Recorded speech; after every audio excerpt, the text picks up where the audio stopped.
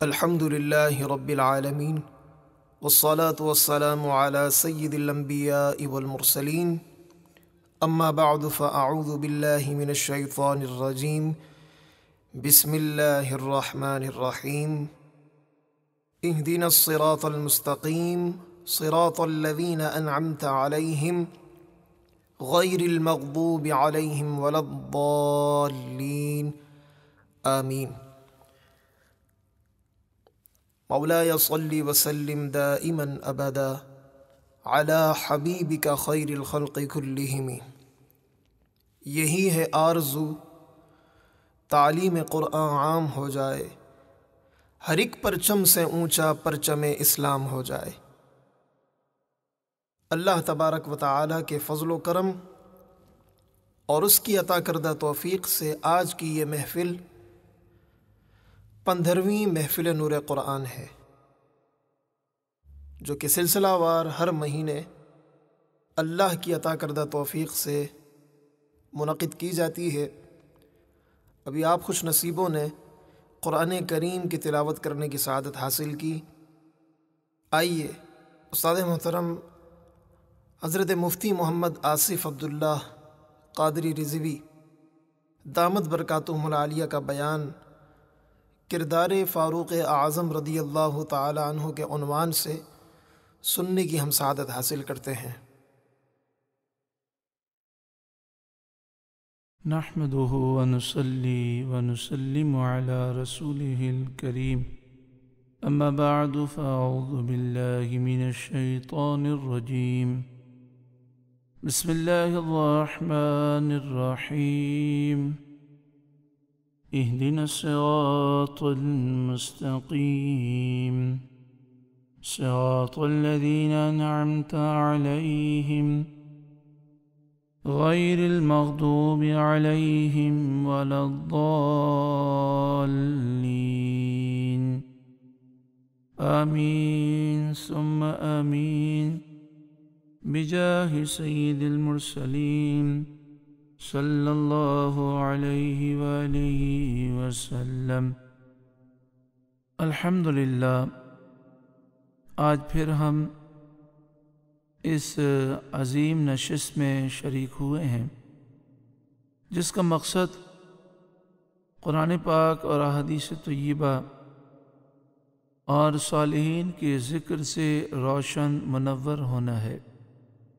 آج جو عنوان زیر گفتگو ہے وہ انتہائی اہمیت کا حامل ہے۔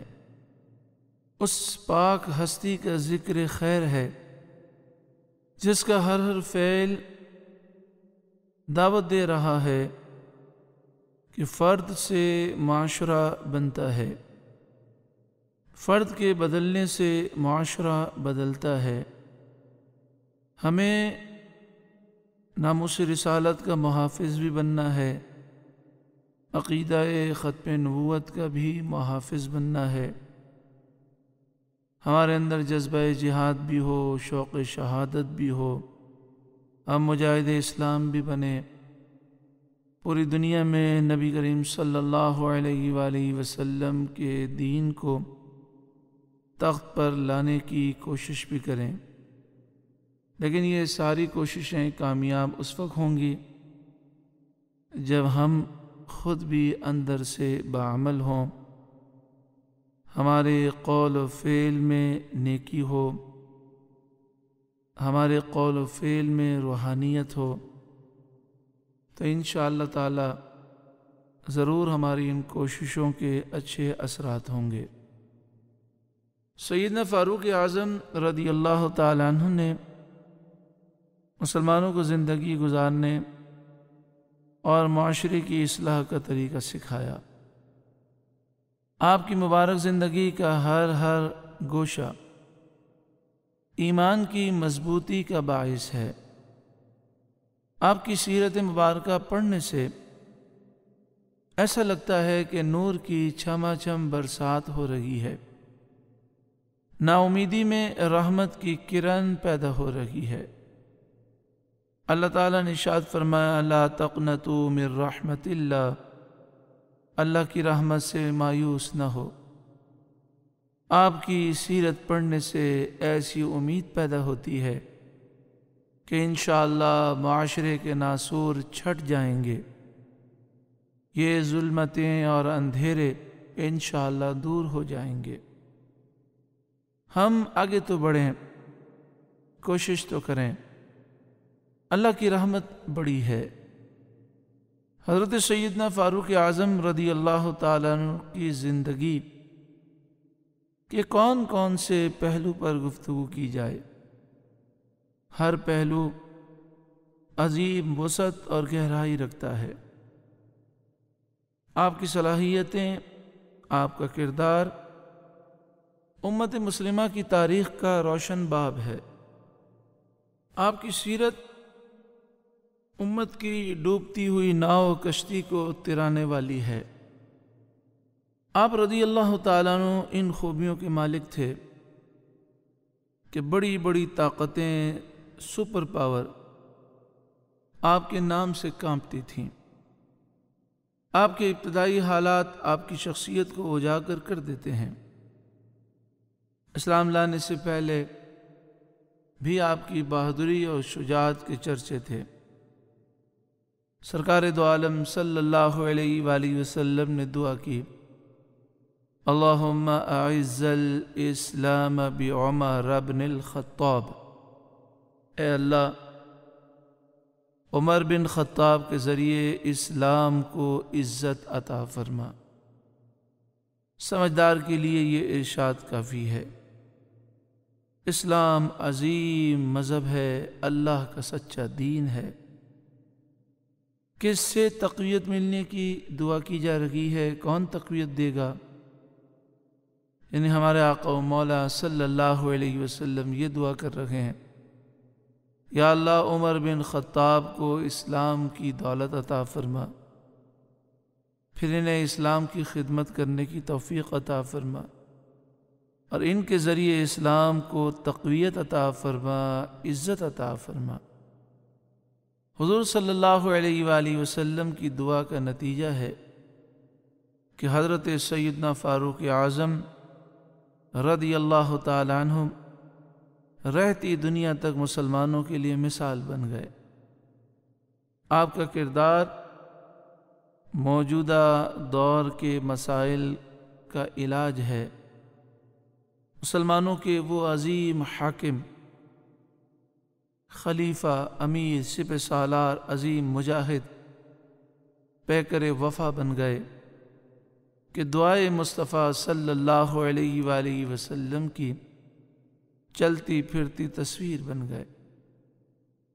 جب آپ نے اسلام قبول کیا تو آپ کے اسلام قبول کرنے پر مسلمانوں میں جوش و خروش بہت زیادہ تھا۔ آپ کے اسلام قبول کرنے پر مسلمان دار ارقم میں تھے، اس وقت آپ نے اسلام قبول کیا، اور دار ارقم کوہ صفا پہاڑی کے ساتھ تھا۔ تو صحابہ کرام اتنے خوش ہوئے کہ انہوں نے زور سے اللہ اکبر کہا۔ مکہ مکرمہ کی وادی اس اللہ اکبر سے گونجنے لگی۔ حضرت عمر رضی اللہ تعالیٰ عنہ اسلام لانے کے بعد عرض کرتے ہیں، یا رسول اللہ صلی اللہ علیہ وسلم، ہم حق پر ہونے کے باوجود خفیہ اللہ تعالیٰ کی عبادت کیوں کرتے ہیں؟ عرض کرتے ہیں، یا رسول اللہ، ہم سب کے سامنے اللہ کی عبادت کریں۔ تو آپ صلی اللہ علیہ وآلہ وسلم نے فرمایا کہ مسلمانوں کی تعداد کم ہے۔ حضرت عمر رضی اللہ تعالیٰ عنہ جب اسلام لائے تو آپ کو ملا کر 40 مرد اسلام لا چکے تھے۔ حضرت عمر رضی اللہ تعالیٰ عنہ کا نمبر 40واں تھا۔ تو آپ کے اسلام لانے سے پہلے مسلمانوں پہ بہت ظلم ہوتا۔ مسجد حرام شریف میں وہ عبادت کرتے تو کفار زخمی کرتے، ظلم کرتے، تکلیف دیتے۔ اس لیے مسلمانوں کو یہ حکم دیا گیا کہ وہ چھپ کر عبادت کریں۔ حضرت عمر رضی اللہ تعالیٰ عنہ نے عرض کیا، رسول اللہ، صلی اللہ علیہ وسلم مسجد حرام شریف چلیں اور وہاں سب کے سامنے عبادت کریں۔ کس کی مجال ہے جو ان صحابہ کرام پر ظلم کر سکے؟ سرکار دو عالم صلی اللہ علیہ وآلہ وسلم نے حکم فرمایا۔ اب یہ تقریباً 40 مسلمان 2 صفوں میں تقسیم ہو گئے۔ ایک صف کی قیادت فاروق اعظم کر رہے تھے اور دوسرے صف کی قیادت سید الشہداء حضرت حمزہ، جو فاروق اعظم رضی اللہ تعالیٰ عنہ سے 3 دن پہلے اسلام لائے تھے۔ جب کافر حملہ کرنے کے لیے آگے بڑھے تو جب انہوں نے ایک صف کے آگے حضرت فاروق اعظم کو دیکھا اور ایک صف کے آگے سید الشہداء سیدنا حمزہ رضی اللہ تعالیٰ عنہ کو دیکھا تو کافر ڈر گئے اور پیچھے ہٹ گئے اور کہنے لگے مسلمانوں نے آج ہم سے بدلہ لے لیا۔ حضور صلی اللہ علیہ وآلہ وسلم نے یہ دعا کی تھی کہ یا اللہ عمر بن خطاب کے ذریعے اسلام کو عزت عطا فرما، تقویت عطا فرما، بلندی عطا فرما۔ تو آپ کی دعا کے صدقے میں آپ نے نبی کریم صلی اللہ علیہ وآلہ وسلم کی بارگاہ میں، صدیق اکبر رضی اللہ تعالیٰ عنہ کی بارگاہ میں عظیم مشورے دیے اور خود اپنے دور خلافت میں عظیم کام کیے۔ آپ کی ذہانت اور حکمت عملی سے مسلمانوں کو عظیم فوائد نصیب ہوئے۔ اعلیٰ حضرت امام اہل سنت نے جو جمعہ کا خطبہ مرتب فرمایا، اس میں جب حضرت عمر رضی اللہ تعالیٰ عنہ کا ذکر آتا ہے تو آپ فرماتے ہیں وَعَلَىٰ أَعْدَلِ الْأَصْحَابِ، اور درود و سلام نازل ہوں حضرت عمر پر جو تمام صحابہ میں زیادہ انصاف کرنے والے عادل ہیں، زیادہ عادل ہیں، فاروق اعظم ہیں۔ فاروق اعظم کے معنی ہے حق اور باطل میں فرق کرنے والا، مزین المنبر والمحراب، منبر اور محراب کو زینت دینے والے ہیں۔ الموافق رأیہ بالوحی والکتاب، جن کی رائے، جن کا خیال، جن کی سوچ اللہ کی طرف سے آنے والی وحی اور کتاب اللہ کے موافق ہے۔ الموافق رأیہ بالوحی والکتاب سیدنا و مولانا الامام امیر المؤمنین و امام المجاہدین فی رب العالمین ابی حفص عمر بن الخطاب رضی اللہ تعالی عنہ۔ ان پر درود و سلام نازل ہوں جو ہمارے سردار ہیں، مولا ہیں، امیر المومنین ہیں، اللہ کی راہ میں جہاد کرنے والوں کے امام ہیں، ابو حفص عمر بن خطاب رضی اللہ تعالی عنہ پر درود و سلام نازل ہوں۔ آپ کو اللہ تعالیٰ نے وہ عظمتیں عطا کی کہ عظمتوں والا کلام، وہ عظیم کلام جس نے عرب کے فصیح و بلیغ شعراء کو عاجز کر دیا۔ آپ پر اللہ تعالیٰ کا وہ کرم کہ تقریباً 21 مرتبہ آپ کی رائے، آپ کا مشورہ، آپ کا کلام کلام الہی سے مطابق ہوا۔ اللہ تعالیٰ نے آپ کے دل میں وہ الفاظ القاء کر دیے جو لوح محفوظ میں لکھے تھے، اور قرآن پاک کے الفاظ وحی سے پہلے آپ کی زبان پر جاری کر دیے، جس کی کئی مثالیں ہیں۔ ایک مثال یہ ہے کہ جب ہماری ماں ام المومنین حضرت عائشہ صدیقہ رضی اللہ تعالی عنہا پر منافقین نے الزام لگایا، بہتان لگایا، تو حضرت عمر رضی اللہ تعالی عنہ نے سن کر فرمایا سبحانک ھذا بہتان عظیم، اے اللہ تجھے پاکی ہے، بے شک یہ بڑا بہتان ہے۔ اللہ تعالیٰ نے سورہ نور کی آیت نمبر 16 کو نازل فرمایا اور اس میں یہی الفاظ ذکر فرمائے گئے اور فرمایا گیا کہ اے مسلمانوں، جب تم نے یہ الزام سنا تو تمہیں چاہیے تھا کہ تم یہ کہتے سبحانک ھذا بہتان عظیم۔ بخاری و مسلم شریف میں ہے ان عمر قال، حضرت عمر رضی اللہ تعالی عنہ نے فرمایا وافقت ربی فی ثلاث، میں نے اپنے رب سے 3 باتوں میں موافقت کی۔ کلام الہی کے نازل ہونے سے پہلے 3 باتیں میری زبان پر اللہ تعالیٰ نے جاری فرما دی۔ قلت یا رسول اللہ، آپ نے فرمایا میں نے کہا اے اللہ کے رسول، لو اتخذنا من مقام ابراہیم مصلی، طواف کے بعد اگر ہم مقام ابراہیم کو نماز کی جگہ بنائیں اور اس عظیم پتھر کے سامنے جس پر ابراہیم علیہ السلام کے قدم مبارک کے نشانات ہیں ہم سجدہ کریں اور نوافل پڑھیں تو یہ کتنا اچھا ہوگا۔ فنزلت واتخذوا من مقام ابراہیم مصلی، تو اللہ تعالیٰ نے یہ آیت کریمہ نازل فرمائی، یہ آیت کریمہ نازل ہوئی اور تم مقام ابراہیم کو مصلی بناؤ، نماز کی جگہ بناؤ۔ وقلت یا رسول اللہ، آپ فرماتے ہیں میں نے عرض کی یا رسول اللہ صلی اللہ علیہ وسلم، يدخل على نسائک البر والفاجر، آپ کی ازواج مطہرات کے پاس نیک لوگ بھی آتے ہیں، برے لوگ بھی آتے ہیں۔ فلو امرتہن یحتجبن، اگر آپ انہیں پردے کا حکم دے دیں، حجاب اور نقاب کا حکم دے دیں تو یہ کتنا اچھا ہوگا۔ فنزلت آیت الحجاب، تو آیت حجاب نازل ہوئی، سورہ احزاب آیت نمبر 53۔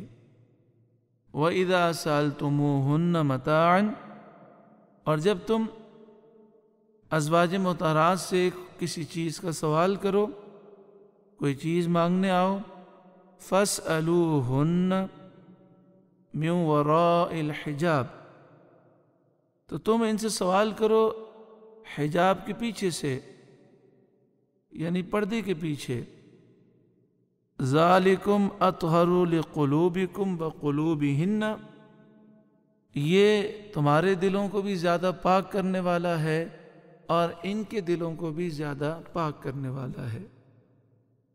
وَإِذَا سَأَلْتُمُوهُنَّ مَتَاعًا فَاسْأَلُوهُنَّ مِنْ وَرَاءِ حِجَابٍ ذَلِكُمْ أَطْهَرُ لِقُلُوبِكُمْ وَقُلُوبِهِنَّ، اور جب تم ان سے یعنی ازواج مطہرات سے کسی چیز کا سوال کرو تو ان سے پردے کے پیچھے سے سوال کرو، یہ تمہارے دلوں کے لیے بھی زیادہ پاک کرنے والا ہے اور ان کے دلوں کو بھی۔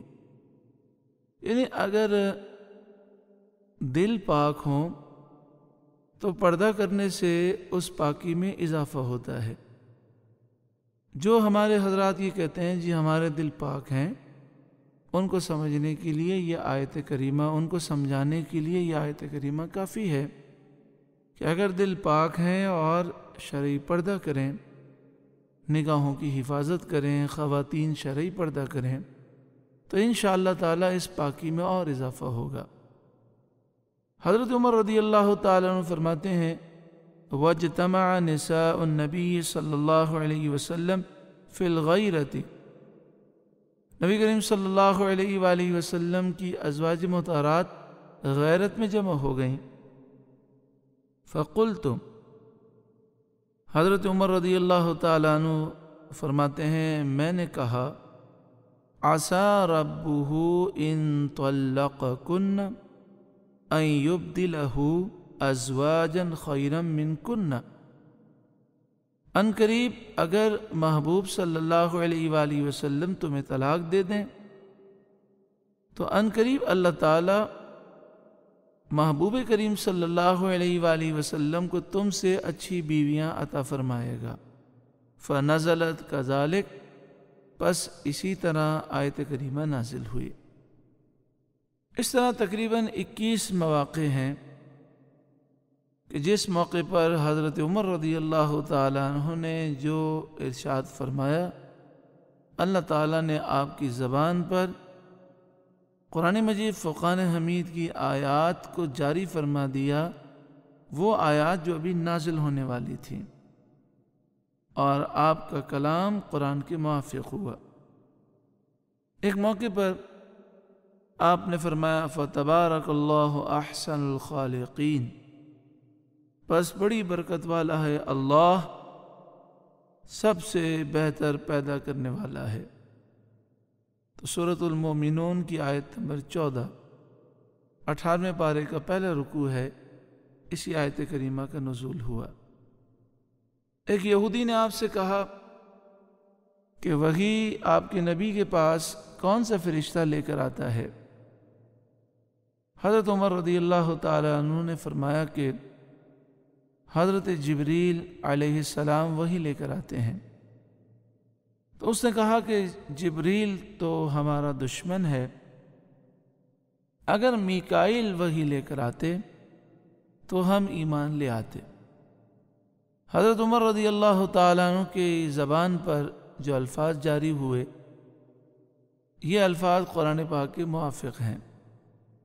آپ نے کہا من کان عدوا للہ وملائکتہ ورسلہ وجبریل ومیکال فإن اللہ عدو للکافرین، جو کوئی اللہ کا دشمن ہو اور فرشتوں کا دشمن ہو اور رسولوں کا دشمن ہو اور جبریل اور میکائیل کا دشمن ہو تو بے شک اللہ کافروں کا دشمن ہے۔ آپ کا یہ کہنا تھا کہ یہی آیت کریمہ، یعنی جو لوح محفوظ میں آیت کریمہ لکھی تھی، یہ نازل ہوئی۔ اس کے نزول سے پہلے اللہ تعالیٰ نے حضرت عمر کی زبان پر اس آیت کریمہ کو جاری فرمایا۔ پہلا پارہ رکوع نمبر 12 سورہ بقرہ آیت نمبر 97۔ اس آیت کریمہ کا مفہوم یہ ہے کہ اس یہودی نے یہ کہا تھا ہم جبریل کے دشمن ہیں، لیکن یہاں فرمایا گیا جو کوئی اللہ کا دشمن ہو، فرشتوں کا دشمن ہو، رسولوں کا دشمن ہو، جبریل کا دشمن ہو، میکائیل کا دشمن ہو۔ حالانکہ یہودی نے تو یہ کہا کہ ہم حضرت میکائیل سے محبت کرتے ہیں۔ تو اس کا مفہوم یہ ہے کہ جو کسی بھی ایک فرشتے کا دشمن ہے یا کسی بھی ایک نبی یا رسول کا دشمن ہے، وہ سب کا دشمن ہے۔ فَإِنَّ اللَّهَ عَدُوٌّ لِلْكَافِرِينَ، پر بے شک اللہ کافروں کا دشمن ہے۔ عقید جہاں صلی اللہ علیہ وآلہ وسلم نے ارشاد فرمایا لَوْ كَانَ بَعْدِي نَبِيٌّ لَكَانَ عُمَرَ بْنَ الْخَطَّابِ رضی اللہ تعالی عنہ۔ آپ نے فرمایا اگر میرے بعد کوئی نبی ہوتا تو ضرور عمر بن خطاب ہوتے، لیکن میرے بعد کوئی نبی نہیں۔ آپ صلی اللہ علیہ وآلہ وسلم کے بعد کسی کو نبوت نہیں مل سکتی۔ جو یہ عقیدہ رکھے کہ نبی کریم صلی اللہ علیہ وآلہ وسلم کے بعد کوئی نیا نبی آ سکتا ہے، کسی کو نبوت مل سکتی ہے، جو ممکن بھی مانے وہ کافر ہے، مرتد ہے۔ مرزا غلام قادیانی کو ماننے والے قادیانی مرزائی جو اپنے آپ کو احمدی کہتے ہیں، یہ سارے کافر ہیں، مرتد ہیں، ان کا اسلام سے کوئی تعلق نہیں ہے۔ چونکہ نبی کریم صلی اللہ علیہ وآلہ وسلم کے بعد کسی کے لیے نبوت کو ممکن ماننا یہ کفر ہے۔ حضرت عیسیٰ علیہ السلام تشریف لائیں گے، لیکن وہ پہلے آ چکے ہیں اور انہیں نبوت پہلے مل چکی ہے۔ سرکار دو عالم صلی اللہ علیہ وآلہ وسلم نے ارشاد فرمایا انی لانظر الی شیاطین الجن والانس قد فروا من عمر۔ حضرت عمر رضی اللہ تعالی عنہ کو اللہ نے کیسا رعب عطا فرمایا۔ پیارا آقا صلی اللہ علیہ وآلہ وسلم نے ارشاد فرمایا بے شک میں ضرور دیکھتا ہوں جنات اور انسانوں میں جو شیاطین ہیں وہ حضرت عمر کو دیکھ کر بھاگتے ہیں، فرار ہوتے ہیں۔ بخاری و مسلم میں ہے، یا ابن الخطاب والذی نفسی بیدہ ما لقیک الشیطان سالکا فجا قط الا سلک فجا غیر فجک۔ اس حدیث کا بھی یہی مفہوم ہے کہ آپ نے فرمایا، اے عمر بن خطاب، اس ذات کی قسم جس کے قبضے قدرت میں میری جان ہے، شیطان اس گلی سے نہیں گزرتا جس گلی سے اے عمر آپ گزریں۔ حضرت عمر رضی اللہ تعالیٰ عنہ کے نام کی بڑی برکت ہے۔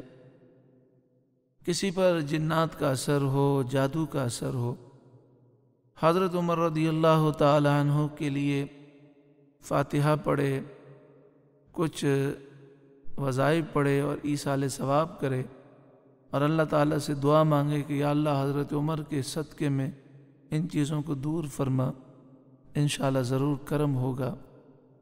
اسی طرح جسے اس طرح کے معاملات ہوں یا خواب میں ڈر جاتا ہو یا شیطانی وسوسے زیادہ آتے ہوں تو سوتے وقت وہ اپنی انگلی سے اپنے سینے پر یا عمر لکھے تو انشاءاللہ تعالی یہ معاملات درست ہو جائیں گے۔ جسے اپنے گھر میں جادو، ٹونا یا آسیب محسوس ہوتا ہو، وہ اپنے گھر میں وہ تمام کھڑکیاں، وہ روشن دان جن سے ہوا آتی ہے، اندر کی طرف وہ پینسل سے اس پر یا عمر لکھ دے تو انشاءاللہ تعالی جادو سے بھی محفوظ رہے گا اور آسیب سے بھی محفوظ رہے گا، اور جو سرکش جنات ہیں، سرکش انسان ہیں، ان کے عمل دخل سے وہ محفوظ رہے گا۔ پیارے آقا صلی اللہ علیہ وآلہ وسلم نے فرمایا، ان اللہ جعل الحق علی لسان عمر وقلبہ، بے شک اللہ تعالیٰ نے حق کو رکھ دیا عمر کی زبان پر اور ان کے دل پر، یعنی حضرت عمر کے دل میں بھی حق باتیں آتی ہیں اور زبان پر بھی حق جاری اللہ تعالیٰ نے فرما دیا۔ پیارے آقا صلی اللہ علیہ وسلم نے فرمایا، من ابغض عمر فقد ابغضنی، جس نے عمر سے بغض رکھا اس نے مجھ سے بغض رکھا۔ ومن احب عمر فقد احبنی، اور جس نے عمر سے محبت کی پس بے شک اس نے مجھ سے محبت کی۔ ایسے لوگ ہیں دنیا میں جو بظاہر کلمہ بھی پڑھتے ہیں، مسلمان ہونے کے دعوے دار بھی ہیں، لیکن صحابہ کرام سے بغض رکھتے ہیں، عداوت رکھتے ہیں، دشمنی رکھتے ہیں، حسد رکھتے ہیں۔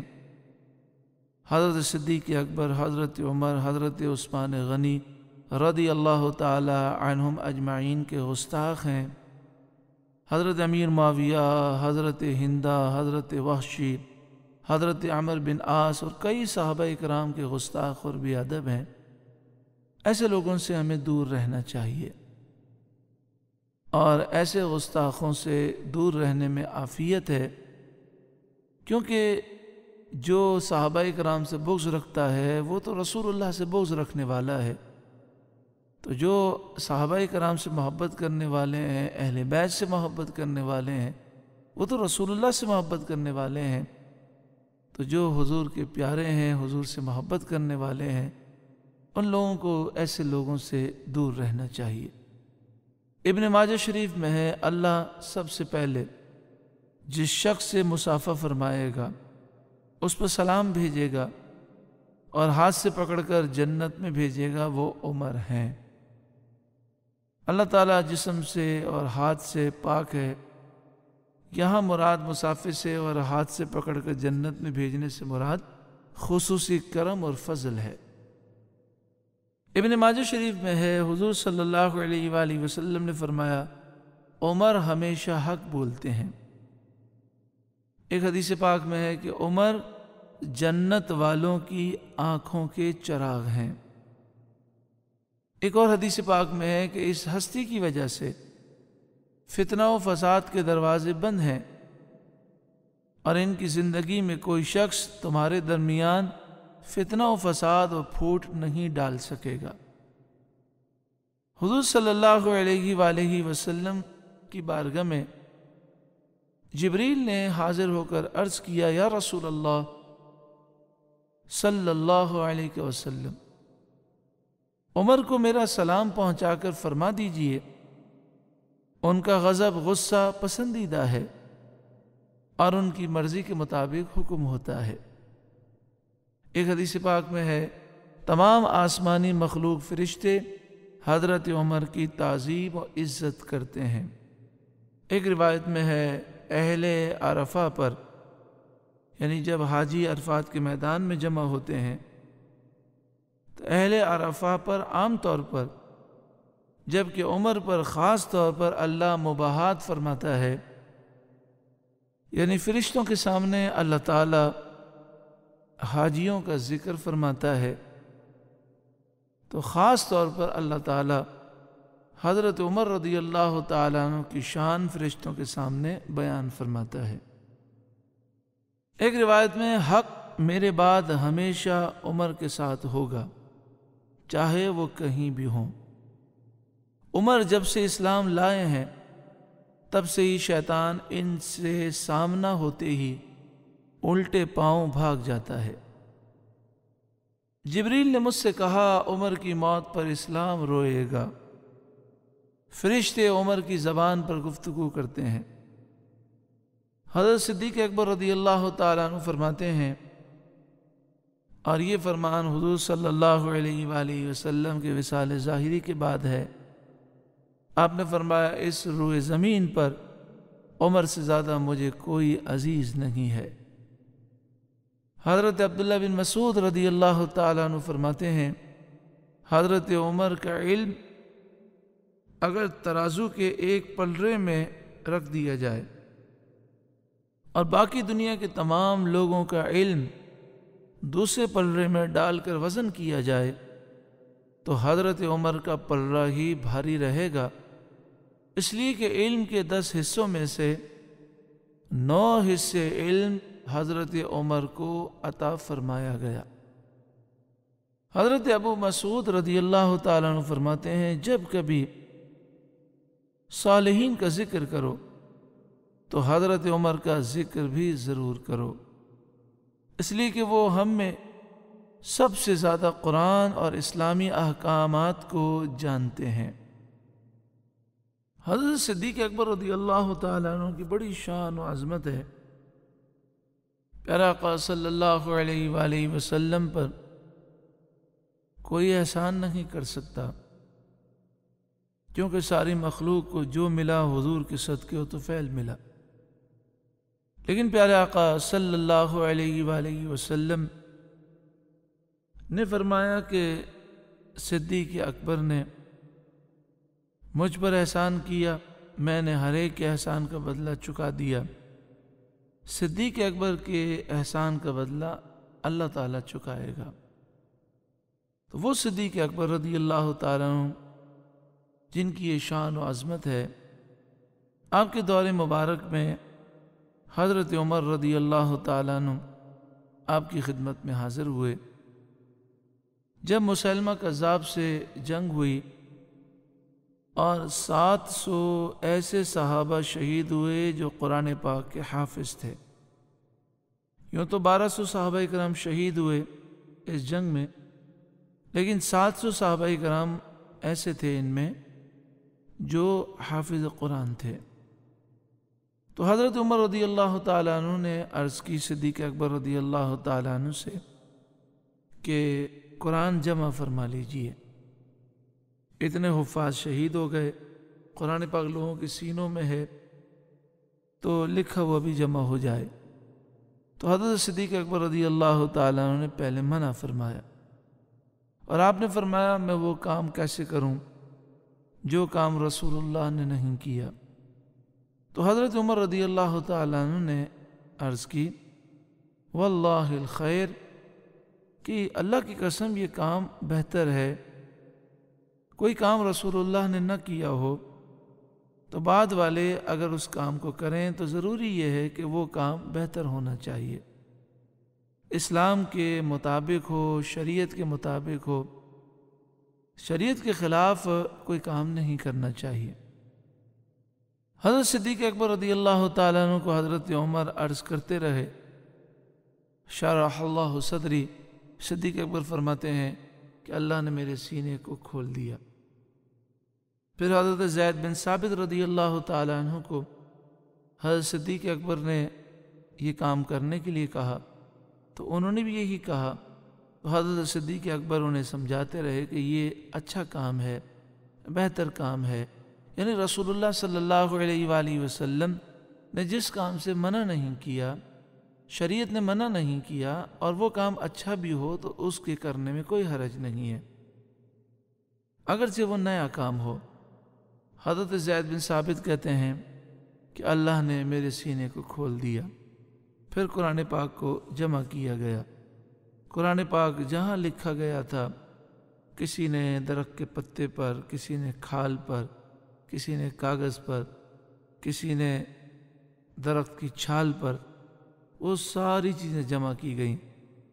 اے فاروق اعظم رضی اللہ تعالیٰ عنہ، آپ کی عظمت کو سلام، جب تک قرآن پاک قیامت تک پڑھا جائے گا، سینے میں محفوظ رہے گا، آپ کو ثواب ملتا رہے گا، کیونکہ آپ کے مشورے پر عمل ہوا اور آپ کا مشورہ اس میں شامل ہے۔ حضرت صدیق اکبر رضی اللہ تعالیٰ عنہ کے جتنے کارنامے ہیں، سرکار دو عالم صلی اللہ علیہ وآلہ وسلم کے دور مبارک میں جو اللہ تعالیٰ نے بلندیاں عطا فرمائیں، حضرت صدیق اکبر رضی اللہ تعالیٰ عنہ ہر مشورے میں شامل رہے۔ آپ کا دور مبارک مسلمانوں کے لیے سب سے سنہری دور تھا، کیوں نہ ہو؟ بخاری و مسلم میں ہے، سرکار دو عالم صلی اللہ علیہ وآلہ وسلم نے فرمایا، میں نے خواب میں دودھ پیا کہ جس کی تازگی اور خوشبو میرے ناخنوں میں موجود ہے، پھر جو دودھ بچا تھا وہ میں نے عمر کو دے دیا، ثم اعطیت فضلی عمر بن الخطاب، جو دودھ بچ گیا وہ میں نے عمر بن خطاب کو دے دیا۔ قالوا فما اولتہ یا رسول اللہ، صحابہ کرام نے عرض کیا رسول اللہ صلی اللہ علیہ وسلم اس کی تعبیر کیا ہے؟ قال العلم، تو حضور صلی اللہ علیہ وسلم نے فرمایا علم ہے، یعنی حضور صلی اللہ علیہ وسلم نے علم کا وافر حصہ حضرت فاروق اعظم رضی اللہ تعالیٰ عنہ کو عطا فرمایا۔ بخاری و مسلم میں ہے، وَعُرِضَ عَلَيَّ عُمَرُ بْنُ الْخَطَّابِ وَعَلَيْهِ قَمِيصٌ يَجُرُّهُ، میرے سامنے عمر بن خطاب حاضر ہوئے، ان کے جسم پر ایک بہت لمبی قمیص تھی۔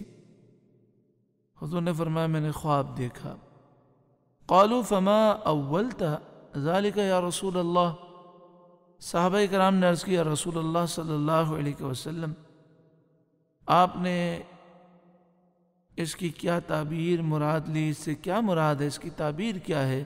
قال الدین، آپ صلی اللہ علیہ وسلم نے فرمایا دین، یعنی علم بھی رسول اللہ نے فرمایا کہ عمر کے پاس وافر ہے، اور دین بھی اللہ تعالیٰ نے دین کی برکتیں بھی وافر عطا فرمائیں۔ لہذا آپ کا یہ دور مبارک بڑا عظیم دور تھا۔ بخاری و مسلم میں ہے، سرکار دو عالم صلی اللہ علیہ وسلم نے فرمایا خواب میں ایک کنویں پر کھڑا ہوں، وہیں ایک ڈول بھی پڑا ہوا ہے، میں نے کنویں سے کئی ڈول کھینچے، پھر ایک دو ڈول بھرے ہوئے ابو بکر نے بھی کھینچے، مگر انہیں اس کام میں کچھ کمزوری سی محسوس ہوئی۔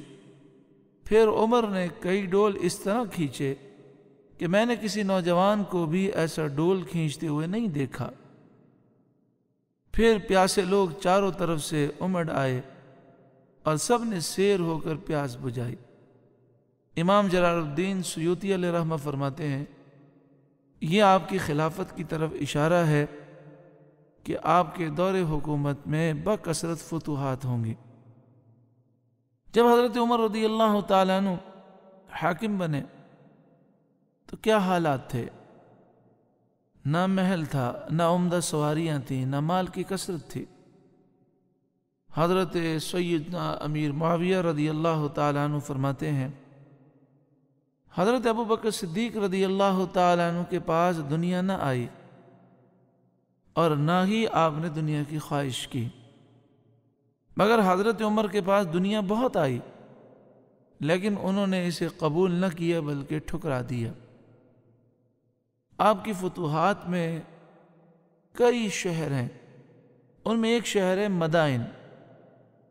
جب وہ فتح ہوا تو 90 کروڑ درہم حاصل ہوئے، اور ایران کے فارس کے بادشاہ کسریٰ کا جو قالین تھا وہ اتنا قیمتی تھا کہ ایک بالش قالین کی قیمت، ایک مربع بالش قالین 20,000 درہم میں فروخت ہوا۔ لیکن آپ کے سپاہیوں میں سے کسی نے ایک درہم کی بھی خیانت نہ کی، کیونکہ حضرت عمر رضی اللہ تعالیٰ عنہ کا فیض تھا۔ حضرت حذیفہ بن یمان رضی اللہ تعالیٰ عنہ نے تحریر فرمایا کہ یا امیر المومنین، سارا مال مجاہدین میں تقسیم کرنے کے بعد، ضرورت مندوں کو دینے کے بعد بھی مال باقی ہے۔ حضرت عمر رضی اللہ تعالیٰ عنہ نے جواب دیا، کل مال مسلمانوں کا ہے، وہ مال عمر یا اس کی اولاد کا نہیں۔ ایسے موقع پر آپ کے ایک رشتہ دار نے آپ سے مال کا مطالبہ کیا تو حضرت عمر رضی اللہ تعالیٰ عنہ نے فرمایا، میرے پاس صرف 10 درہم ہیں، یہ میرے ذاتی ہیں، میں آپ کو دے سکتا ہوں، لیکن بیت المال سے مال کے آپ مستحق نہیں ہیں۔ حضرت عمر رضی اللہ تعالیٰ عنہ حضور صلی اللہ علیہ وآلہ وسلم کے دور مبارک میں اور صدیق اکبر رضی اللہ تعالیٰ عنہ کی خلافت کے زمانے میں اچھے تاجر تھے۔ جب آپ خلیفہ بنے تو کچھ عرصے تک آپ تجارت کرتے رہے، پھر حضرت علی رضی اللہ تعالیٰ عنہ نے شورا کے اندر یہ معاملہ رکھا اور آپ کے لیے ایک وظیفہ مقرر کیا گیا اور آپ سے یہ عرض کیا گیا کہ آپ خلافت کے معاملات کو دیکھیں اور تجارت موقوف کر دیں۔ آپ سے پوچھا گیا کہ آپ کتنا وظیفہ لیں گے؟ آپ نے فرمایا کہ بس اتنا مجھے وظیفہ چاہیے کہ جو میرے لیے اور میرے گھر والوں کے لیے کافی ہو جائے، جو ایک عام مزدور کی تنخواہ ہوتی ہے۔ موسم سرما یعنی سردی کے موسم کے لیے کپڑے کا 1 جوڑا، گرمی کے موسم کے لیے کپڑے کا 1 جوڑا، اور وہ بھی شرط پر کہ پرانا جوڑا بیت المال میں جمع کرائیں گے تو نیا جوڑا ملے گا۔ ایک کنیز گزر رہی تھی تو کسی نے کہا یہ حضرت عمر رضی اللہ تعالیٰ عنہ کی کنیز ہے۔ آپ نے فرمایا مجھے جو وظیفہ ملتا ہے بیت المال سے، جو میں وظیفہ لیتا ہوں، اس وظیفے میں کنیز نہیں خریدی جا سکتی، یہ میری کنیز نہیں ہے۔ آپ کی شہزادی حضرت حفصہ رضی اللہ تعالی عنہا نے مشورہ دیا، جو مومنوں کی ماں ہے، ام المومنین، آپ وظیفہ بڑھا لیں، گزر اوقات آپ کی بڑی مشکل سے ہوتی ہے، تو آپ نے منع فرما دیا۔ حضرت عتبہ بن فرقد نے آپ کو عمدہ اور اعلیٰ غذا کھانے کا مشورہ دیا۔ آپ نے فرمایا افسوس، چند دن کی زندگی میں اچھی غذا سے متمتع ہونے کی کیا ضرورت ہے؟ آپ اون کا لباس پہنتے اور جگہ جگہ اس پر پیوند ہوتے۔ جب آپ سفر پہ جاتے، یہاں تک کہ آپ نے بیت المقدس کو فتح کرنے کے لیے بھی سفر کیا، اور آپ مدینہ منورہ سے اتنا لمبا سفر کر کے بیت المقدس پہنچے۔ دوران سفر نہ کوئی خیمہ آپ کے پاس تھا، بس جب آرام کرنا ہوتا کسی درخت کے نیچے آپ آرام فرماتے، زمین پر آرام فرماتے، مٹی میں آرام فرماتے، اور تکیہ بھی نہیں تھا، ہاتھ کا تکیہ بنا کر آرام فرماتے۔ بیت المقدس کا آپ نے سفر کیا تو ایک خادم اور ایک اونٹنی لے کر آپ گئے۔ اس میں بھی یہ معاملہ تھا کہ تھوڑی دیر آپ بیٹھتے، پھر خادم کی باری ہوتی تو وہ اونٹنی پر بیٹھتا اور آپ چلاتے۔ جب آپ بیت المقدس کے قریب پہنچے تو صحابہ کرام نے آپ کا استقبال کیا، تو کسی کہنے والے نے کہا کہ آپ کے جسم پر جو لباس ہے وہ گرد آلود ہے، جگہ جگہ پیوند لگے ہوئے ہیں، تو آپ کوئی عالیشان لباس پہن لیں، کیونکہ آگے روم کے بڑے بڑے سپہ سالار ہیں، وزراء ہیں۔ تو حضرت عمر رضی اللہ تعالیٰ عنہ نے بڑا پیارا جواب دیا۔ آپ نے فرمایا ہمیں عزت اسلام نے دی ہے، ہماری عزت لباس سے یا بہترین سواریوں سے نہیں بلکہ اسلام سے ہے، اور وہ عزت ہمیں کافی ہے۔ پھر آپ آگے بڑھے، اونٹنی پر بیٹھنے کی خادم کی باری تھی، آپ کی چلانے کی باری تھی۔ خادم نے بہت ضد کی۔ آپ نے فرمایا تم نے مجھ سے وعدہ کیا تھا کہ اپنی باری پر تم اوپر بیٹھو گے۔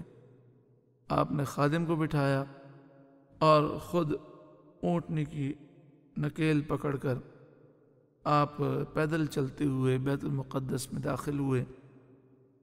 جو رومی سلطنت کے وزراء تھے، سپہ سالار تھے، وہ سمجھے کہ جو اونٹنی پر سوار ہے خادم یہی امیر المومنین ہے، تو اس نے خادم نے اشارے سے بتایا کہ یہ اونٹنی چلانے والے جن کے لباس میں کئی پیبند ہیں یہ امیر المومنین ہیں۔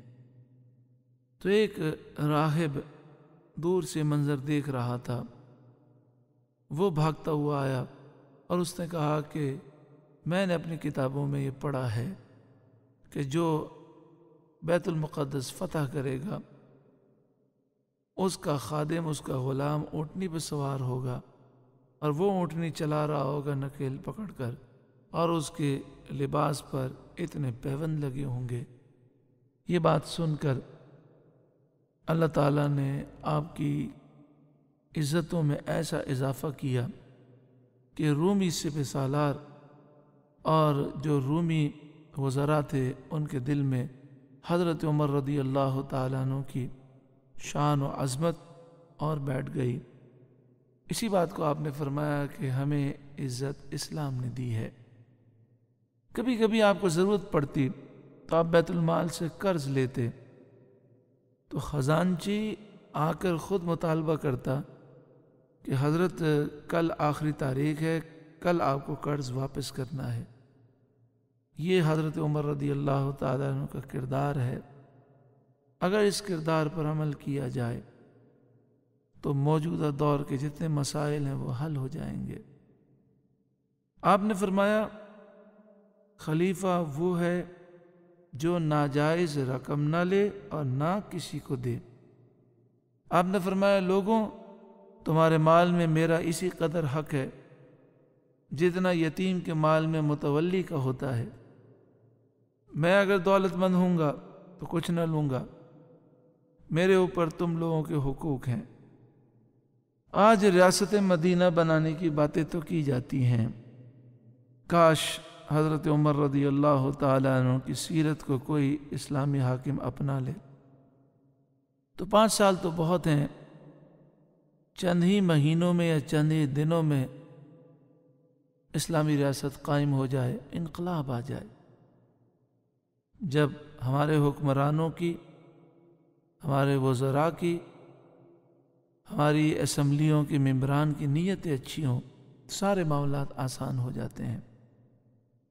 حجاز مقدس میں قحط سالی ہوئی، 1 سال گرمی کی شدت سے پہاڑ پھٹ گئے، خوراک محدود ہو گئی، تو حضرت عمر رضی اللہ تعالیٰ عنہ نے گوشت کھانا چھوڑ دیا، گھی اور شہد سے پرہیز کرنے لگے۔ کیوں؟ اس لیے کہ مسلمان قحط سالی میں ہیں، جب وہ یہ چیزیں نہیں کھا سکتے تو میں کیسے کھاؤں؟ حضرت عمر رضی اللہ تعالیٰ عنہ کا کردار یہ تھا کہ حاکم وہ کھائے جو عام رایا عام عوام کھا سکتی ہے۔ حاکم اس گھر میں رہے جس گھر میں عام غریب لوگ رہتے ہیں۔ آپ کا چھوٹا بیٹا تربوز کھا رہا تھا، آپ نے فرمایا تم پھل کھا رہے ہو اور امت بھوکی ہے۔ آپ کے بیٹے عاصم کو گوشت کھاتے ہوئے آپ نے دیکھا تو انہیں آپ نے منع کیا۔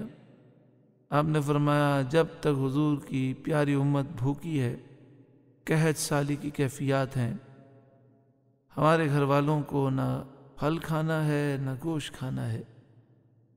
ایک موقع پر حضرت حفصہ ام المومنین رضی اللہ تعالی عنہا اور حضرت عبداللہ بن عمر رضی اللہ تعالی عنہما نے عرض کیا کہ یا امیر المومنین، ہمیں ایسا محسوس ہوتا ہے کہ مسلسل فاقے کی وجہ سے آپ پر نقاہت طاری ہے۔ آپ کچھ اچھا کھانا کھائیں، آپ کچھ اپنی صحت کا خیال کریں۔ نہ آپ دن میں سوتے ہیں نہ رات میں سوتے ہیں، ہر وقت آپ کو عوام کی فکر ہے۔ آپ نے فرمایا جن کے ساتھ مجھے جنت میں رہنا ہے ان کی اتباع نہیں چھوڑ سکتا، یعنی میں رسول اللہ صلی اللہ علیہ وسلم اور صدیق اکبر رضی اللہ تعالیٰ عنہ کی اتباع کروں گا، کیونکہ مجھے جنت میں ان کے ساتھ رہنا ہے۔ کردار فاروق اعظم رضی اللہ تعالیٰ عنہ موجودہ حالات کا علاج ہے۔ کردار فاروق اعظم رضی اللہ تعالیٰ عنہ اپنانے کی ضرورت ہے۔ آپ خلیفۃ المسلمین امیر المومنین تھے، ایسے بادشاہ نہ تھے جو جھوٹا وعدہ کرے۔ آپ نمود و نمائش کرنے والے نہ تھے، ہاتھ کا تکیہ بنا کر سونے والے تھے۔ اے مسلمان، اگر ہم اپنے آپ کو بدلیں گے تو نظام بدل جائے گا۔ آج ضرورت اس بات کی ہے کہ ہم خود بھی اپنے آپ کو تبدیل کریں، کیونکہ جیسے لوگ ہوتے ہیں ویسے حاکم ان پر مسلط ہوتے ہیں۔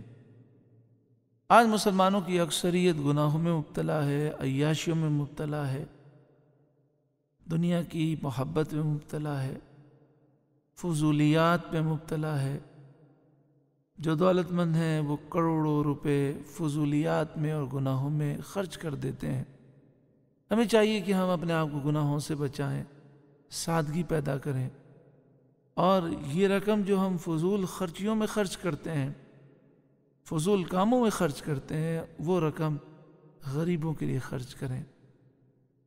وہ رقم سے امت مسلمہ کی فلاح و بہبود کے کام کریں۔ قحط کے زمانے میں آپ بڑی محنت و مشقت کرتے، آپ قحط کے زمانے میں اتنا وسیع دسترخوان لگاتے کہ 10,000 افراد کھانا کھاتے، اور گھروں میں 40,000 افراد کے لیے کھانا بھیجتے، خود ساتھ بیٹھ کر کھانا کھاتے، خیموں میں جا کر پکانے میں لوگوں کی مدد کرتے، اناج کی بوریاں اپنے کندھے پر رکھ کر لوگوں کے گھروں تک پہنچاتے۔ خادم کہتے کہ ہمیں اٹھانے دیں، آپ فرماتے تم دوسری بوریاں اٹھاؤ، قیامت کے دن میرا بوجھ کون اٹھائے گا؟ آپ مریض کی عیادت کرتے، غسل میں، کفن میں، دفن میں، نماز جنازہ میں شریک ہوتے۔ جہاں آپ کو اطلاع ملتی فلاں مسلمان بیمار ہے، اس کی عیادت کے لیے پہنچ جاتے۔ آپ کے پاس ایک قاصد آیا، پھر اس نے کہا اب میں کب آؤں؟ آپ نے فرمایا دن رات میں جب بھی تمہیں ضرورت ہو میں حاضر ہوں، رات کے وقت آ جاؤ، دن کے وقت آ جاؤ، جب بھی تمہارا دل چاہے ضرورت ہو تم آ سکتے ہو۔ رات دن آپ مسلمانوں کی خدمت میں اور حکومت کے معاملات میں مصروف رہتے۔ جب گورنر کا تعین کرتے تو آپ یہ شرائط طے فرماتے، یہ شرائط پر اس سے عہد لیتے کہ وہ ترکی گھوڑے پر سوار نہ ہوگا، یعنی اعلیٰ سواری استعمال نہیں کرے گا، اعلیٰ درجے کا وہ کھانا نہ کھائے گا، باریک لباس یعنی عمدہ لباس نہیں پہنے گا، ضرورت مندوں اور حاجت والوں کے لیے اپنے دروازے بند نہیں کرے گا۔ اپنے دروازے پر چوکیدار نہیں رکھے گا، دربان نہیں رکھے گا، جو آنا چاہے وہ آ سکے اور اپنی مشکلات گورنر کے سامنے پیش کر سکے۔ ایک گورنر نے باریک لباس پہنا، دربان رکھا، آپ نے حکم دیا جہاں ہو گرفتار کرو، اور بکریوں کا آپ نے اسے چرواہا بنا دیا اور کمبل کا کرتا پہنا دیا۔ آپ نے یہ بھی شرط رکھی تھی کہ جو بھی حکومت کے عہدے پر آئے گا پہلے اپنے وہ مال اور اثاثے کی فہرست لکھ کر دے گا، وہ حکومت کے دفتر میں جمع ہوگی، پھر ہر سال اس کے مال کو چیک کیا جائے گا، اگر مال میں اضافہ ہوا تو اسے بتانا پڑے گا کہ یہ مال اس کے پاس کیسے آیا۔ آپ کے دور حکومت میں جو بھی سرکاری ملازمین ہوتے، عہدیدار ہوتے، وہ لوگوں کے سامنے اپنے اختیارات پڑھ کر سناتے تاکہ وہ اختیارات سے حد سے تجاوز نہ کریں۔ آپ نے جو سرکاری عہدیدار آپ مقرر فرماتے بڑی احتیاط سے فرماتے، پھر آپ نے پوری مملکت اسلامیہ میں جو لاکھوں مربع میل کی سلطنت تھی، آپ نے جگہ جگہ اپنے نمائندے مقرر کیے تھے، پرچہ نویس مقرر کیے تھے، وہ حالات کو آپ کے پاس لکھ کر بھیجتے، آپ تحقیقات کرتے، اور اگر کوئی بھی سرکاری عہدیدار غلطی کرتا تو فوراً سزا دیتے۔ مصر کے گورنر کے بیٹے نے کسی کو کوڑا مارا تو آپ نے سب کے سامنے سزا دی۔ اسی طرح ایک گورنر نے تھپڑ مار دیا کسی کو تو آپ نے ایک غریب شخص تھا جس کو تھپڑ مارا گیا، گورنر کو بلایا، اس کے سامنے کھڑا کر دیا اور فرمایا تم بھی تھپڑ مار کے بدلہ لے لو۔ اس نے کہا حضرت اگر یہ تھپڑ گورنر کو مارے گا تو حکومت کا روب جاتا رہے گا۔ آپ نے فرمایا روب جائے تو جائے، انصاف ضرور قائم ہوگا اور انصاف کی برکت سے اللہ روب عطا فرمائے گا۔ ایک مقدمے میں حضرت زید بن ثابت قاضی تھے اور آپ کے خلاف مقدمہ ہوا، انہوں نے آپ کو طلب کیا تو امیر المومنین حضرت عمر رضی اللہ تعالیٰ عنہ عدالت میں پیش ہوئے اور آپ نے جوابات ارشاد فرمائے، آپ سے تحقیقات ہوئیں، آپ نے اس تحقیقات میں تعاون کیا، یعنی ایک نظام تھا کہ جتنا بھی بڑا گورنر ہو یا امیر المومنین ہو، اسلامی نظام حکومت کا انداز ہے کہ اس پر مقدمہ کیا جا سکتا ہے اور مقدمے میں قاضی عدالت میں طلب کر سکتا ہے۔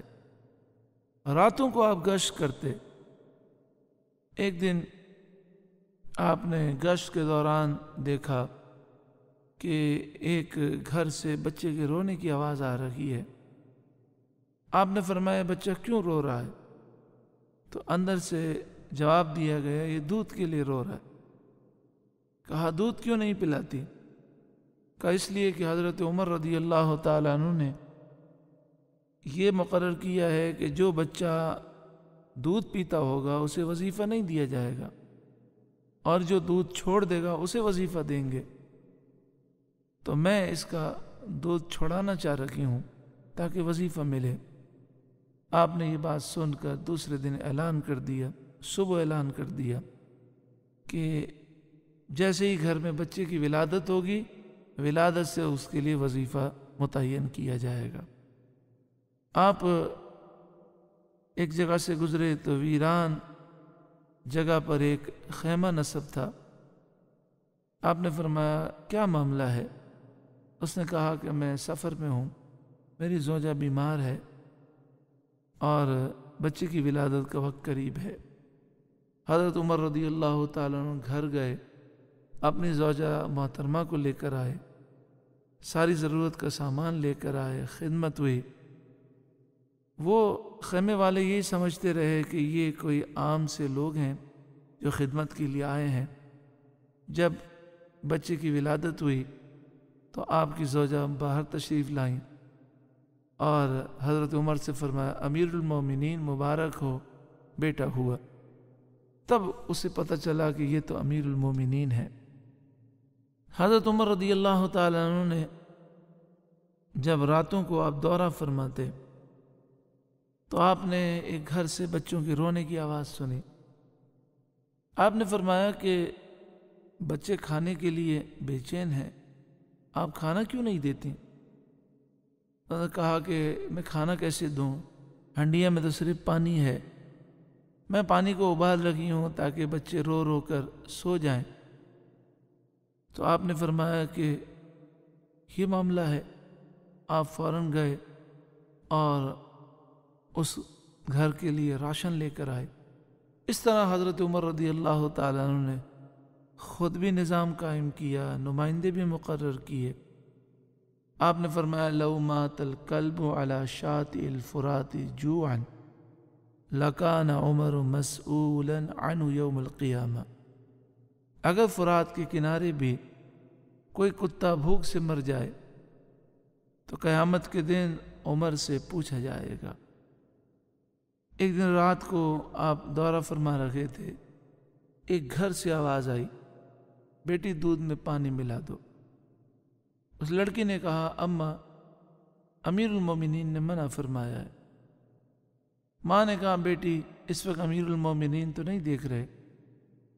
اس لڑکی نے کہا اماں اللہ تو دیکھ رہا ہے، مجھے اللہ کا خوف محسوس ہوتا ہے، میں اللہ کا خوف اپنے دل میں رکھتی ہوں، میں دودھ میں پانی نہیں ملا سکتی۔ آپ نے اپنے خادم سے فرمایا اس گھر کے بارے میں صبح معلومات مجھے دو۔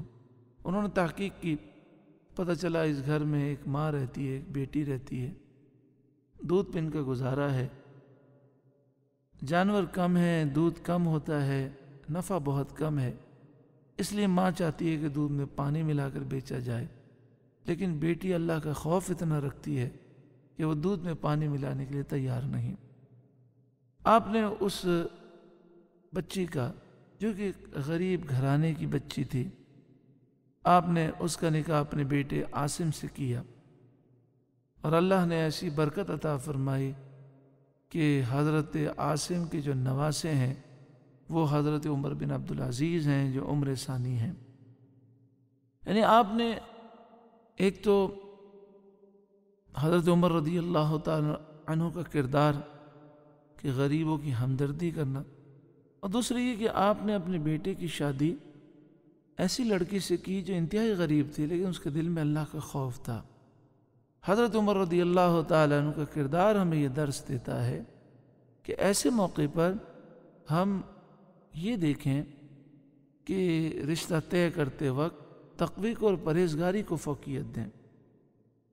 آپ بھرے مجمع میں فرماتے کہ میں مفقول الحال تھا، پیٹھ پر مشکیزیں اٹھاتا، لوگوں کو پانی پلاتا، کچھ کھجوریں مجھے مل جاتی، میرے والد مجھے ڈانٹتے مارتے بھی چونکہ چند اونٹ میرے قابو میں نہیں آتے تھے، لیکن آج اسلام کی برکت سے اتنی بڑی سلطنت اللہ نے مجھے عطا فرمائی۔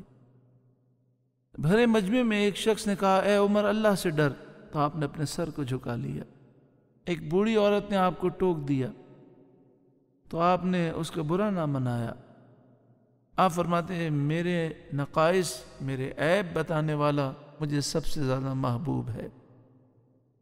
یہی وہ کردار ہے جس کو اگر آج ہر مسلمان اپنا لے، دنیا بھی سنور جائے اور آخرت بھی سنور جائے۔ خوف خدا کا یہ عالم کہ کثرت سے رونے کی وجہ سے چہرے پر لکیریں پڑ گئیں آنسوؤں سے۔ ایک موقع پر حضرت انس نے دیکھا کہ تنہائی میں حضرت عمر گفتگو کر رہے ہیں اور کہہ رہے ہیں اے عمر اللہ سے ڈر، یاد رکھ اس کا عذاب بہت ہی سخت ہے۔ کبھی روتے روتے تنکا اٹھاتے اور کہتے کاش میں تنکا ہوتا، کبھی کہتے کاش میں دمبا ہوتا، پھر مجھے ذبح کر دیا جاتا اور وہ گوشت کچھ کھا لیا جاتا، کچھ تقسیم کر لیا جاتا، کچھ سکھا لیا جاتا۔ حضرت عمر رضی اللہ تعالیٰ عنہ کو اللہ تعالیٰ نے کیسی شان و عظمت عطا فرمائی۔ جب کردار اتنا اعلیٰ ہو تو اللہ کیسی غیبی مدد فرماتا ہے کہ دریائے نیل کا پانی خشک ہو گیا، وہاں یہ رسم تھی مصر کی کہ ایک لڑکی کو دلہن بنا کر اس میں پھینکتے تو پانی کو جوش آتا۔ آپ نے اس رسم کا خاتمہ فرمایا اور دریائے نیل کو خط لکھا، من عبداللہ عمر امیر المؤمنین الی نیل اہل مصر، اللہ کے بندے عمر امیر المؤمنین کی طرف سے اہل مصر کے نیل کی طرف یہ خط ہے۔ اما بعد فإن كنت انما تجری من قبلک فلا تجری، اگر تو اپنی مرضی سے جاری ہوتا ہے تو مت جاری ہو۔ وَإِن كَانَ اللَّهُ يُجْرِيكَ فَأَسْأَلُ اللَّهَ الْوَاحِدَ الْقَهَّارَ أَن يُجْرِيَكَ، اور اگر اللہ تجھے جاری فرماتا ہے تو میں اللہ واحد قہار سے سوال کرتا ہوں کہ وہ تجھے جاری کر دے۔ جیسے ہی یہ رقعہ، یہ خط دریائے نیل میں ڈالا گیا، اسے جوش آیا اور ایسا جاری ہوا کہ پھر خشک نہیں ہوا۔ زمین ہلنے لگی تو آپ نے کوڑا مارا اور فرمایا، اے زمین کیوں ہلتی ہے؟ کیا عمر نے انصاف نہیں کیا؟ تو زلزلہ ختم ہو گیا۔ پھر آپ نے اہل مدینہ کو جمع فرمایا اور فرمایا، ما ھذا ما اسرا ما احدثتم، یہ کیا معاملہ ہے؟ کون سے اعمال میں کوتاہی ہوئی؟ زمین کیوں ہلی؟ لئن اعادت لا اساکنکم فیہا، اگر پھر یہ معاملہ ہوا تو میں تمہارے درمیان نہیں رہوں گا۔ یعنی اہل مدینہ جو نیک و صالح صحابہ ہیں، اہل بیت ہیں، ان کے سامنے حضرت عمر رضی اللہ تعالیٰ عنہ زلزلے کی صورت میں ذہن یہ دے رہے ہیں کہ ہمیں اپنے اعمال کا محاسبہ کرنا ہے۔ اس دور میں کوئی مستحب چھوٹا ہوگا، شاید سنت غیر موقدہ چھوٹ گئی ہو، تو آپ نے اہل مدینہ کو ابھارا اور آپ نے فرمایا، یہ زلزلہ کیوں آیا؟ کیا معاملہ ہو گیا؟ اگر آئندہ آیا تو میں تمہارے درمیان نہیں رہوں گا۔ حضرت عمر رضی اللہ تعالیٰ عنہ کی برکات تھیں کہ مدائن کی فتح میں صحابہ کرام نے گھوڑے دریائے دجلہ میں ڈال دیے۔ حضرت عمر رضی اللہ تعالیٰ عنہ کا کردار موجودہ دور کا علاج ہے۔ اللہ تعالیٰ حضرت عمر رضی اللہ تعالیٰ عنہ کی برکات سے ہم سب کو مستفید فرمائے، اور اللہ تعالیٰ ہمیں بھی اچھے حکمراں نصیب فرمائے۔ ہماری اکثریت گناہوں میں مبتلا ہے، اللہ ہمیں سچی توبہ نصیب فرمائے۔ ہم اپنے کاروبار کے لیے، اپنے بچوں کے لیے سوچتے ہیں، اپنے سکون کے لیے سب کچھ خرچ کرتے ہیں، لیکن اصل سکون تو غریبوں کی مدد کر کے ہے۔ اصل سکون تو بے سہاروں کا سہارا بننے میں ہے۔ اصل سکون تو شریعت کی پابندی میں اور سادگی میں ہے۔ اللہ تعالی حضرت عمر رضی اللہ تعالیٰ عنہ کے کردار کو اپنانے کی ہمیں توفیق عطا فرمائے، آمین، بجاہ سید المرسلین۔ الحمدللہ ہم نے کردار فاروق اعظم رضی اللہ تعالیٰ عنہ کے عنوان سے بہت ہی پیارا بیان سننے کی سعادت حاصل کی۔ جیسا کہ آپ تمام احباب جانتے ہیں کہ ہر ماہ یہ پیاری محفل نور قرآن اسی مقام پر منعقد ہوتی ہے، اور یہ محفل ہر انگریزی ماہ کے پہلے اتوار منعقد ہوا کرتی ہے۔ اگر کوئی سبب ایسا پیش آ جائے جس کی وجہ سے ہمیں ایک ہفتہ آگے بڑھانا پڑے تو پھر یہ بڑھایا جاتا ہے ایک ہفتہ، ورنہ پہلے اتوار کو یہ محفل ہوتی ہے، اور انشاءاللہ اسی طرح تا قیامت اللہ کے فضل و کرم اور اسی کی عطا کردہ توفیق سے جاری و ساری رہے گی۔ آپ سے درخواست ہے کہ جہاں آپ ماشاء اللہ اس محفل میں شامل ہوتے ہیں، نمازوں کا خصوصی اہتمام فرمائیں،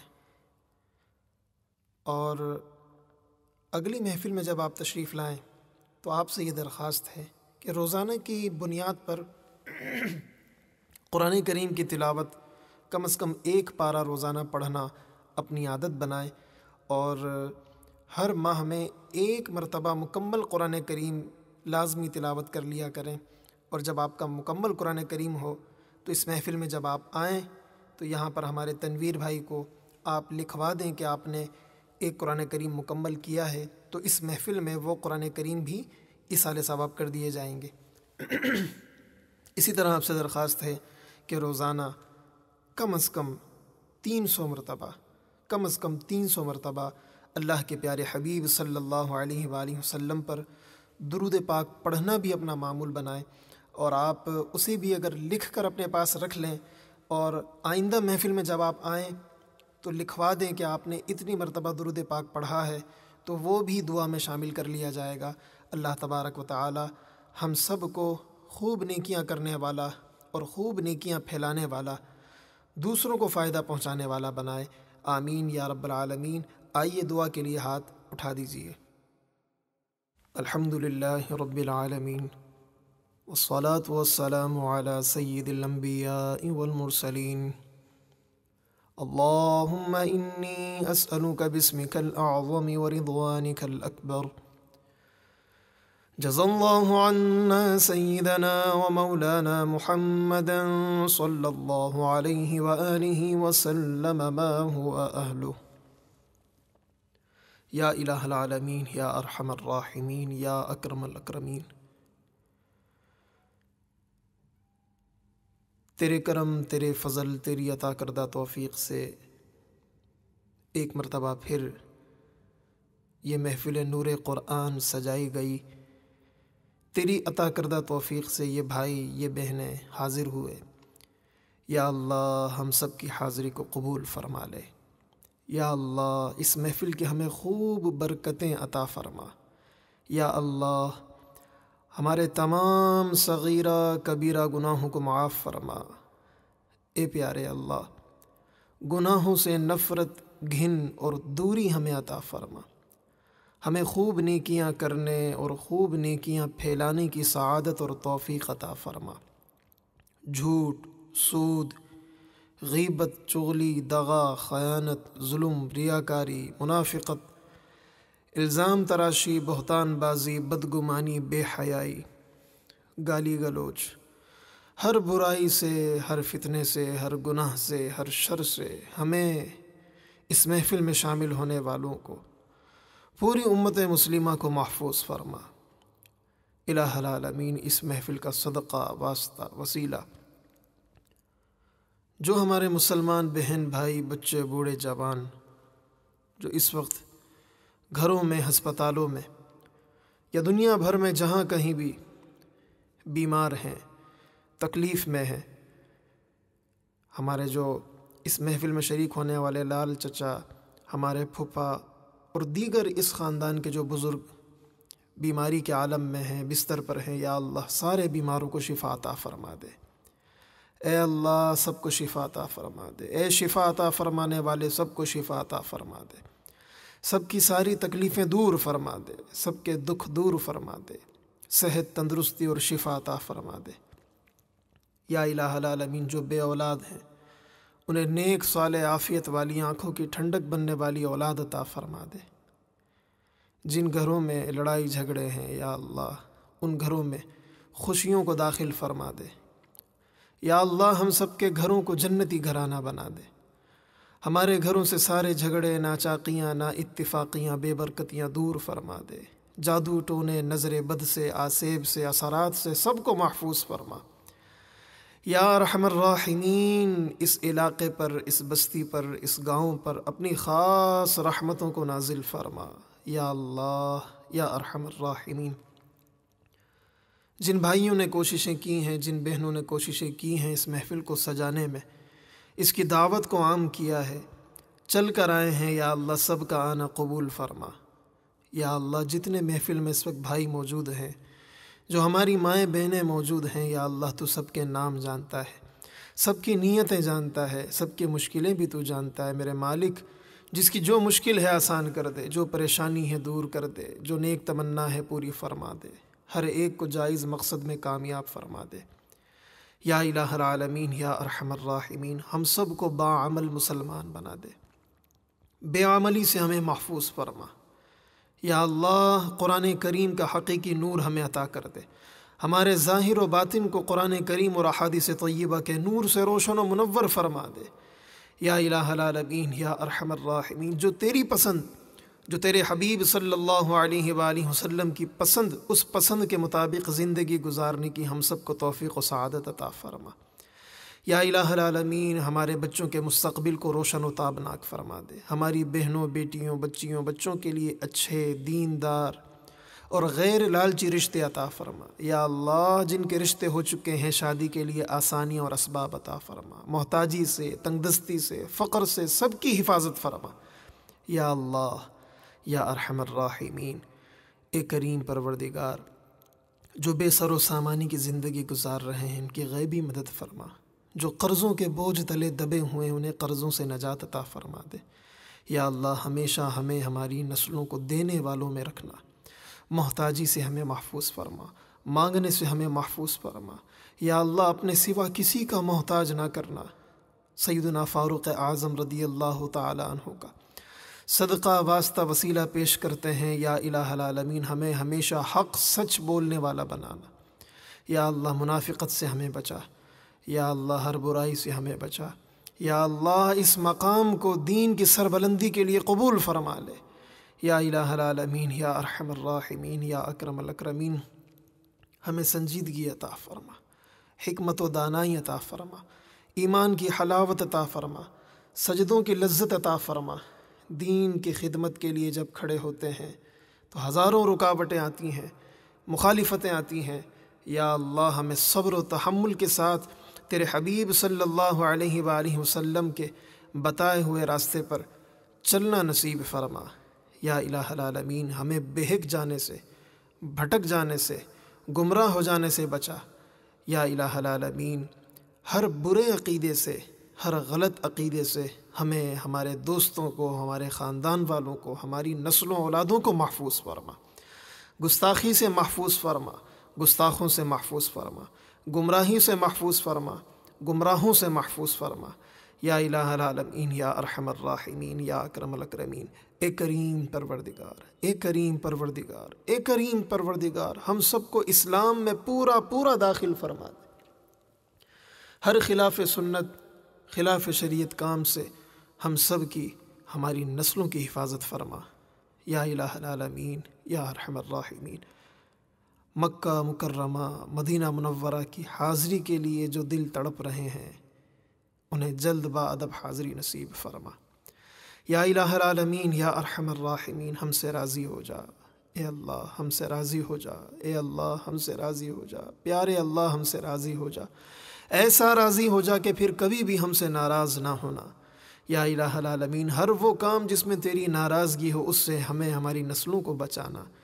یا الہ العالمین یا ارحم الراحمین یا اکرم الاکرمین جو کچھ قرآن تلاوت کیا گیا، جو ذکر و اذکار کیا گیا، سب کو اپنی بارگاہ میں قبول فرما، اپنے کرم، اپنے فضل کے شایان شاہ اس کا ہمیں ثواب عطا فرما۔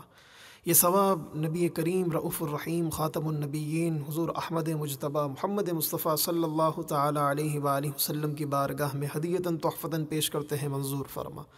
حضور علیہ الصلاۃ والسلام کے وسیلہ جلیلہ سے اس کا ثواب تمام انبیاء کرام، صحابہ کرام، بالخصوص سیدنا ابوبکر صدیق رضی اللہ تعالیٰ عنہ، سیدنا فاروق اعظم رضی اللہ تعالیٰ عنہ، سیدنا عثمان غنی رضی اللہ تعالیٰ عنہ، مولا کائنات مولا علی کرم اللہ تعالیٰ وجہہ الکریم، عشرہ مبشرہ، تمام صحابہ کرام، اہل بیت اطہار، تابعین، تبع تابعین، ائمہ مجتہدین، اولیاء کاملین، جمیع مؤمنین مؤمنات، مسلمین مسلمات کو درجہ بدرجہ ایصال کرتے ہیں، منظور فرما۔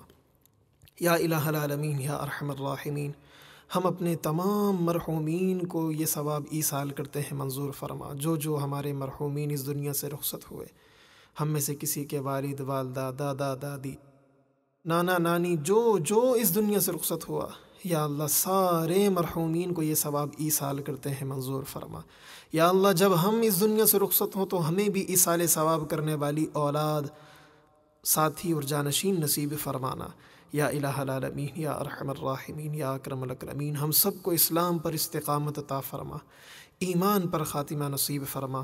یا اللہ یہ تیرا ہی کرم، تیرا ہی فضل ہے کہ اس جگہ، اس موقع پر، اس مقام پر آج 15ویں محفل نور قرآن تیری عطا کردہ توفیق سے یہ سج رہی ہے۔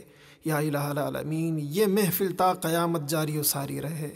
یا اللہ، یہ محفل تا قیامت جاری و ساری رہے، یہ محفل تا قیامت جاری و ساری رہے، اسلام کا فیضان جاری رہے، قرآن کا نور اور فیضان یہاں سے بڑھتا رہے۔ یا الہ العالمین، یا ارحم الراحمین، کرم فرما، فضل فرما، کامیابیاں عطا فرما، ترقیاں عطا فرما۔ جو مانگا جو نہ مانگ سکے، جو ہمارے حق میں بہتر عطا فرما، جو ہمارے حق میں بہتر ہی نہیں اس کی خواہش و تمنا ہمارے دلوں سے دور فرما۔ ربنا تقبل منا انک انت السمیع العلیم وتب علینا انک انت التواب الرحیم۔ الہ العالمین، ہم سب کو اسلام پر استقامت اور ایمان پر خاتمہ نصیب فرما۔ وصلی اللہ تعالی علی خیر خلقہ محمد وآلہ وصحبہ اجمعین برحمتک یا ارحم الراحمین۔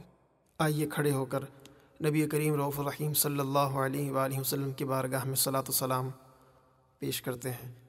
مصطفیٰ جان رحمت پہ لاکھوں سلام، شمع بز میں ہدایت پہ لاکھوں سلام، فتح باب نبوت پہ بے حد درود، فتح باب نبوت پہ بے حد درود، ختم دور رسالت پہ لاکھوں سلام، مصطفیٰ جان رحمت پہ لاکھوں سلام، شمع بز میں ہدایت پہ